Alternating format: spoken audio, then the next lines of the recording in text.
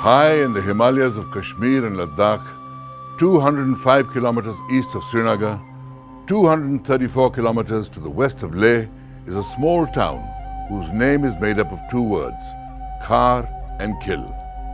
Kar means castle, Kil means center. So, a place between castles, as the land historically lay between kingdoms.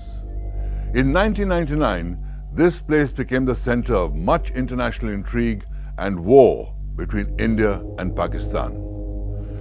My name is Kabir Bedi, and today on Guns and Glory, we will talk about the time when India, at Kargil, had to fire over 250,000 shells, bombs and rockets across the LOC to bring Pakistan to its senses.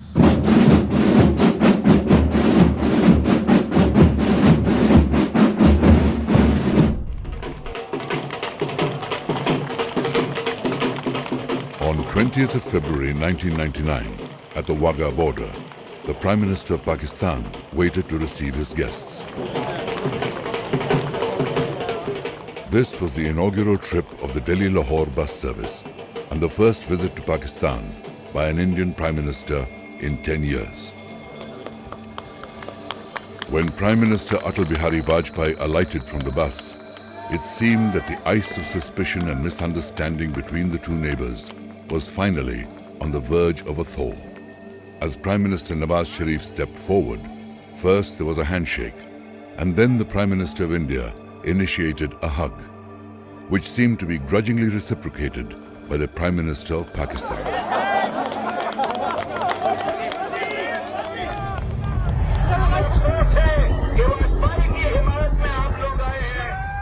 Across Pakistan, there had been agitations against the visit.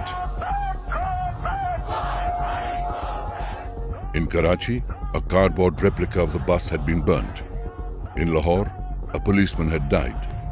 And one of the most, if not the most powerful man in Pakistan was conspicuous by his absence. Pakistan's Chief of Army Staff, General Pervez Musharraf, had boycotted the event at Wagah. Prime Minister Vajpayee told the people of Pakistan that his message to them was short and simple. Put aside the bitterness of the past and let us together make a new beginning. In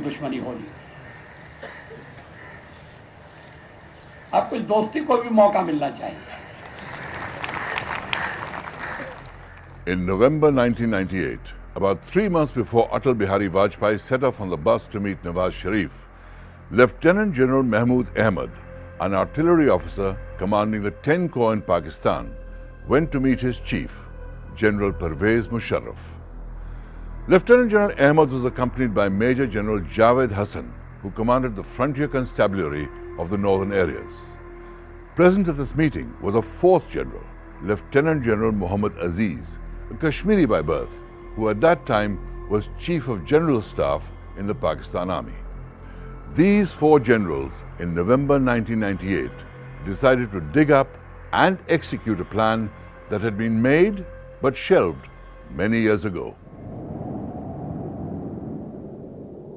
In the Kargil district of Jammu and Kashmir, the winter is long and harsh, and the summer short and dry. In summer, temperatures can go up to 30 degrees Celsius. In winter, they can plummet to -35.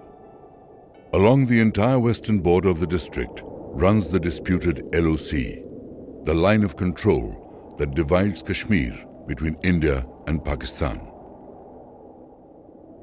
The contours of the line of control are maintained by the armies of both the countries, who man bunkers and posts along the demarcation. But in this desolate landscape, there existed an unwritten understanding. In the cold harshness of winter, the armies would climb down from the highest of their posts and leave them unattended till the summer.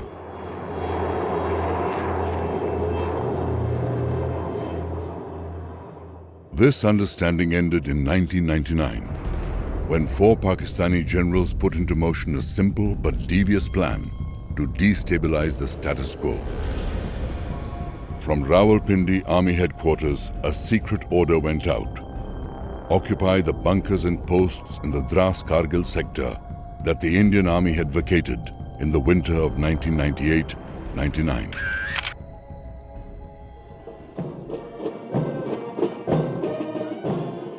Unknown to Vajpayee, and possibly even to Nawaz Sharif, as India and Pakistan were announcing to the world the beginning of a new era in Indo-Pakistan relationship.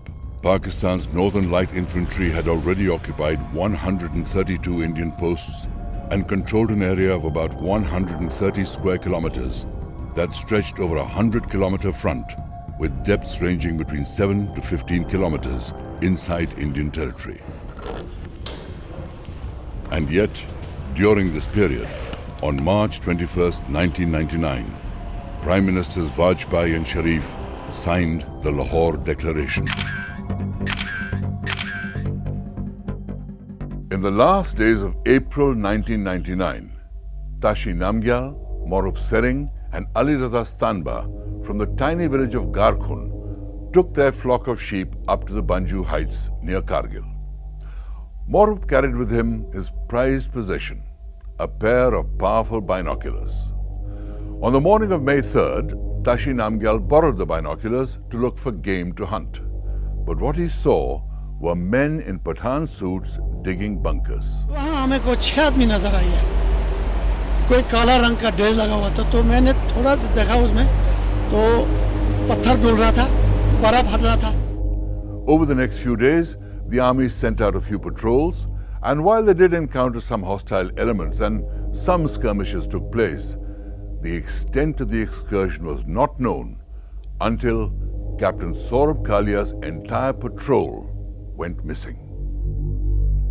IC 58522F, Lieutenant Kalia was commissioned into the Indian Army in December 1998. The 22-year-old officer joined the 4th Jat Regiment and was posted to Kargil in January 1999. On May 15th, Lieutenant Kalia and 5 soldiers were on a patrol in the Bajrang post in the Kaksar sector of Jammu and Kashmir.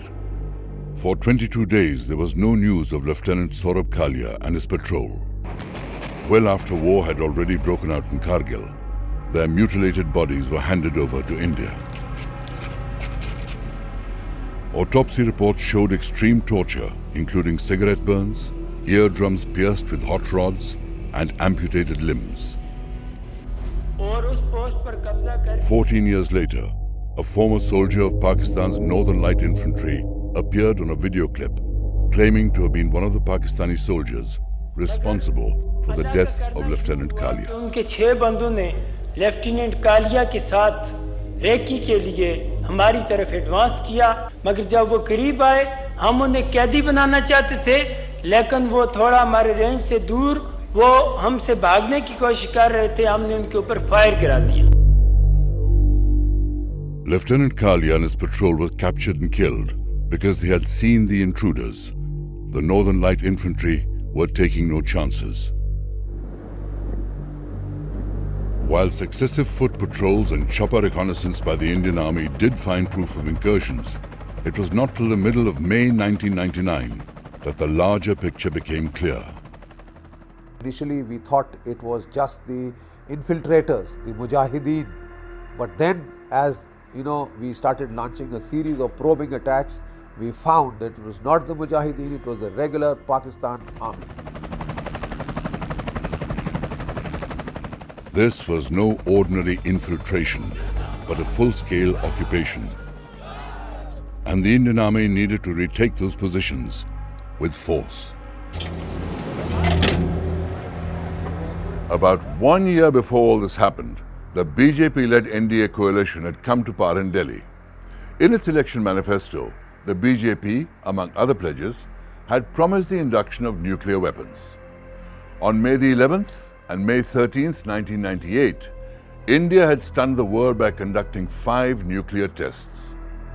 15 days later, on May 28th, Pakistan announced its entry into the nuclear club with tests of its own. A shocked international community immediately imposed sanctions on both countries. So in May 1999, when India began to fire the massive Bofors guns to drive Pakistan out of Kargil, there was great fear that this conflict between neighbors would end in a nuclear war.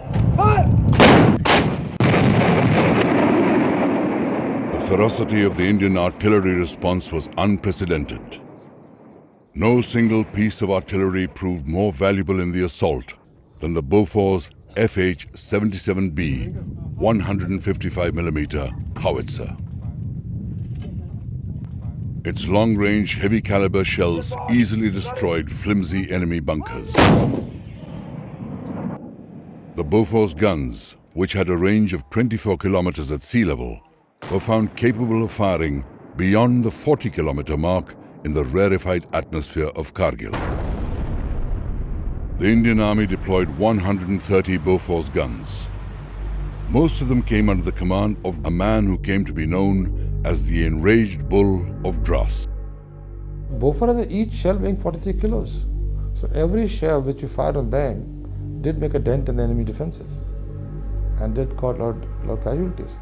I think one of the major reasons the enemy drew back from these places was because of the Bofors firing. As commander of the 8th Mountain Division's artillery brigade at Dras, Brigadier Singh lined up all the guns in his batteries and concentrated on one objective at a time.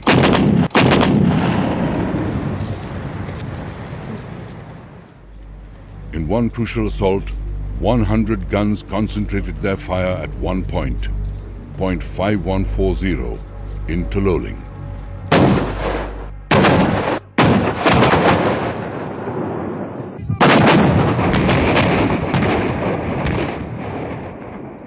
We made sure that every time we attack an objective, we had adequate guns to pound that objective, so we don't suffer casualties. India's 56th Mountain Brigade was deployed to the Dras sector in the second half of May. Pakistani positions along the Tololing complex formed the deepest incursions into Indian territory. As the NLI had begun to target indirect fire onto the Srinagar-Leh highway, Tololing was the furthest, deepest penetration which Pakistan Army had carried out, and it was threatening to cut off the national highway leading to Leh. And all enemy had to do from there was to roll down. Tololing had to be cleared fast, so the 56th Mountain Brigade committed 2 infantry divisions to the task. The 18 Grenadiers went for the Tololing top, and the 1 Naga went for point 5140. There was no time even for reconnaissance or carrying out proper acclimatization. We were just given order to capture Tololing at the earliest, and there was hardly any artillery support available at that time. The attacks began on 22nd May. That's when the 18 Grenadiers and the 1 Naga discovered that the Pakistani positions were extremely well defended. Movement was slow. The Indians had to crawl up rocky cliffs under intense fire. After a week of inching forward, the twin assaults were halted by very heavy Pakistani fire. After 8 days of battle, the Grenadiers suffered more than 150 casualties, and the 1 Naga fared no better. Tololing was the most fierce, deadliest and bloodiest battle which we encountered. We suffered very heavy casualties since enemy was on dominating heights. The units initially deployed to Kargil arrived ill-equipped to face the hardships of mountain warfare. The troops were not even fully acclimatized, and they had not counted on such well-entrenched and well-equipped enemy forces. But the Indian Army quickly retooled its approach to face the rigorous challenges of a high-altitude war. The 2 Rajputana rifles were deployed to Sonamarg and carried out acclimatization and strategic training before moving to take up positions at Dras. The battalion requisitioned appropriate gear to suit the climate. On the 3rd of June, the 2 Raj Rif, under the command of Lieutenant Colonel M.B. Rabindranath, reported to the 56th Mountain Brigade and were given immediate orders to seize Tololing. We tried to maintain surprise, or we actually succeeded in maintaining surprise by dumping ammunition only at night for 6 days. And then after 6 days, final day we actually went and lie dogo next to the objective areas for whole day without moving, and then attacked the next day. On the night of June 12th, 20 artillery batteries consisting of 120 guns began a continuous 6-hour barrage aimed at Pakistani positions on the cliff tops. The 18 grenadiers, who were stuck midway up the ridge, set up their own barrage. Under the cover of this tremendous cannonade, the two Raj Rif moved towards Tololing Peak along both the chosen axes. The big guns kept firing till the Indian attackers were a mere 200 meters from their objective. When they suddenly fell silent, the Raj Rif soldiers, supported by fires from the 18 grenadiers, decimated the Northern Light Infantry and took possession of Tololing Top.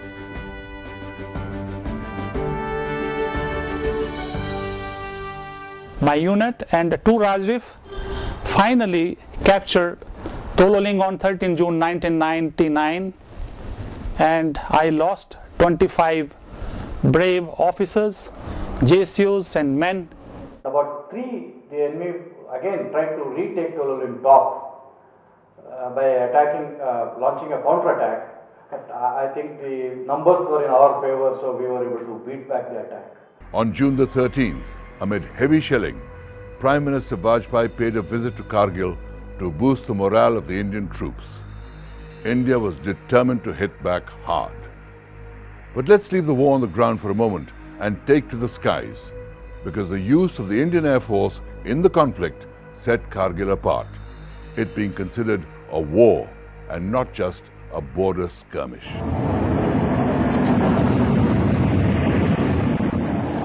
The Indian Air Force began offensive operations at 0630 hours on May 26th.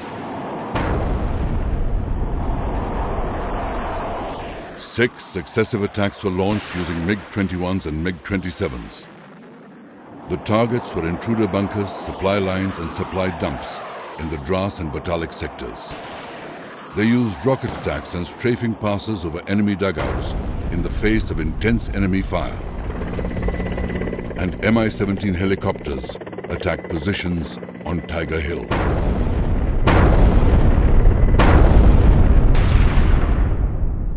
Because we were not allowed to cross the LC, we had to be dependent on what the army tells us is the position of some targets. And these targets were not easily seen, not even from the ground, leave alone from the air. But our strategy was to hit those targets as best as we could. India took a major decision in launching the IAF into action in Kargil. The fear was it would escalate the scale of war and hostilities might not be limited to the Kargil sector. It was a calculated risk that India had to take, but a necessary one. Had Pakistan decided to use their Air Force in anger on our side, we would have lost a tremendous amount of, we would have had a tremendous amount of casualties, because our people were out in the open without any defenses at all. But on the second day of the air attacks, disaster struck. A Hyena formation of MiG-27s took off, tasked with destroying enemy positions in the Batalik subsector. Each MiG-27 carried 40 deadly 80mm rockets and was armed with 30mm cannons. Flight Lieutenant K. Nachiketa was flying number 2 to squadron leader A. Mandokhot. Zeroing in on the target, Flight Lieutenant Nachiketa fired all his 40 rockets in one salvo. He came back for a second attack with his 30mm guns.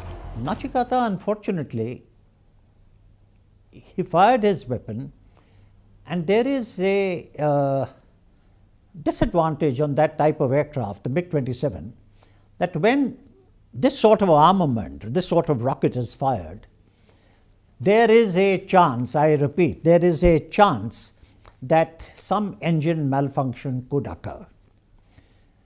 There were so many others, and this was his second attack in that particular area.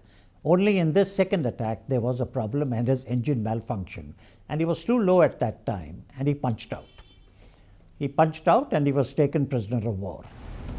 When Flight Lieutenant Nachiketa ejected, Squadron Leader Ajay Ahuja, also airborne on a mission at the same time, stayed over the area in an attempt to spot his landing site to direct rescue helicopters to pick him up. So he trying to look for it, he started to turn around, and his aircraft was heavily loaded. And in the result, and it was underpowered as well. That type of aircraft is generally underpowered.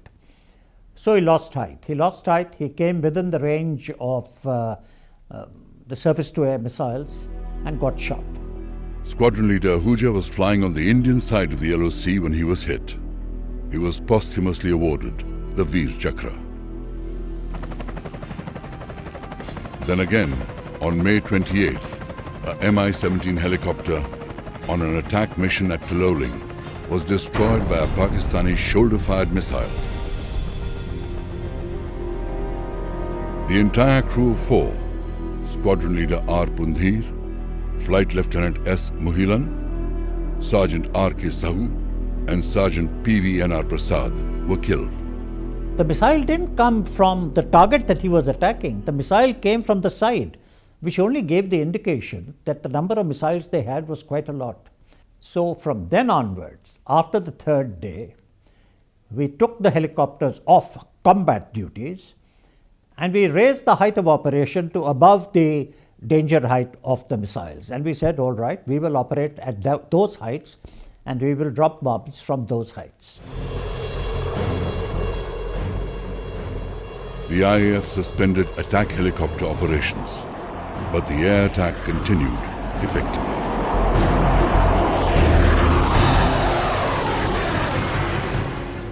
In Kargil, it was a real challenge for fighter pilots not to stray over the LOC as ordered. But air warfare at such heights had other major challenges too. In those mountains, supersonic jets could see their targets only at the last minute. Also, aircraft and ammunition did not behave as per norms, so the IAF had to adapt. In 50 days, what the IAF learnt and put into practice in Kargil is now taught to fighter pilots across the world. For now, let's leave the IAF pounding Pakistani positions as I, Kabir Bedi, say goodbye, and in the next episodes of Guns and Glory, we'll join the ground troops as they scale the treacherous slopes to regain the heights of Kargil.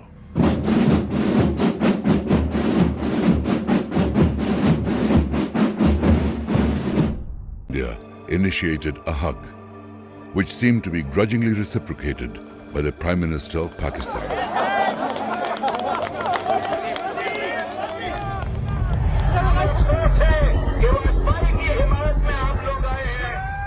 Across Pakistan, there had been agitations against the visit. In Karachi, a cardboard replica of the bus had been burnt. In Lahore, a policeman had died. And one of the kilometers to the west of Leh is a small town whose name is made up of two words, Khar and Kil. Khar means castle, Kil means center. So, a place between castles, as the land historically lay between kingdoms. In 1999, this place became the center of much international intrigue and war between India and Pakistan. My name is Kabir Bedi, and today on Guns and Glory, we will talk about the time when India, at Kargil, had to fire over 250,000 shells, bombs and rockets across the LOC to bring Pakistan to its senses.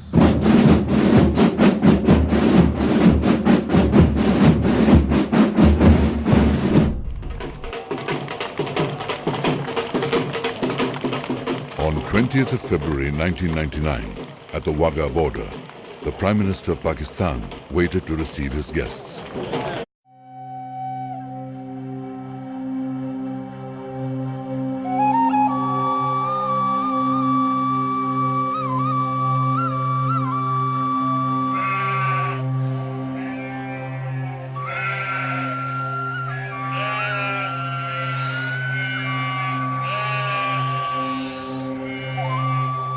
High in the Himalayas of Kashmir and Ladakh, 205 kilometers east of Srinagar, 234 kilometers.